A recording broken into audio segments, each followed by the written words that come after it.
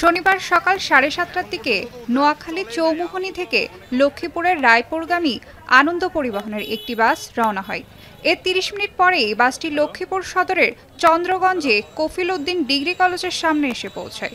তখন নিয়ন্ত্রণ হারিয়ে সড়কের পাশের খালে পড়ে যায় যাত্রীবাহী বাসটি। এরপর খালের পানিতে বাসটি ডুবে যাওয়ায় হতাহতের এ ঘটনা ঘটে। বাসের ভেতরে একে একে উদ্ধার করা হয় মরদেহ।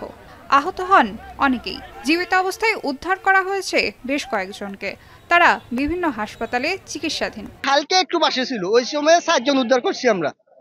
7 জন উদ্ধার করার পরে গাড়ি ডাইরেক্ট উল্টে গেছে। উল্টে যাওয়ার পরে ফায়ার সার্ভিস আসে না।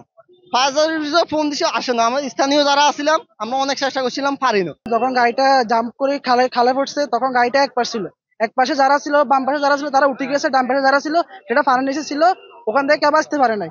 খবর পেয়ে তাৎক্ষণিক ঘটনাস্থলে পুলিশ, সেনাবাহিনী ও ফায়ার সার্ভিসের টিম উদ্ধার কার্যক্রমে অংশ নেয়। এদিকে নোয়াখালী ও লক্ষ্মীপুরে কোনো ডুবুরি না থাকায় চাঁদপুর থেকে ডুবুরি দলকে ডাকা হয়।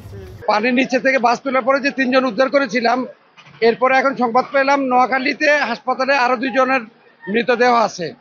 তো সর্বোপরি এ পর্যন্ত প্রাথমিকভাবে আমাদের যে তথ্য সেটা হলো 5 জন। সংবাদ পাওয়ার সাথে সাথে আমাদের লক্ষ্মীপুর ফায়ার স্টেশন থেকে একটি ইউনিট ঘটনাস্থলে এসে পৌঁছে আসার সাথে সাথে এখানে উদ্ধার কাজ পরিচালনা করে। ওই সময় আমরা 2 জনকে উদ্ধার করে হাসপাতালে প্রেরণ করি।